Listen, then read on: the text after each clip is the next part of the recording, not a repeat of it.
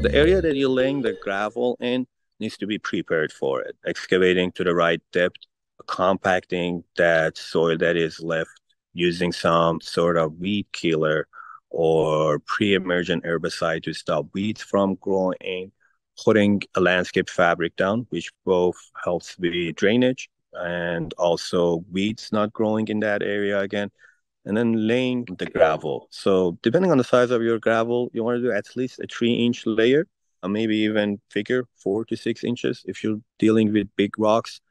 And doing this thick layer ensures proper drainage in case of rain and also helps with weeds not getting into the soil under it and growing.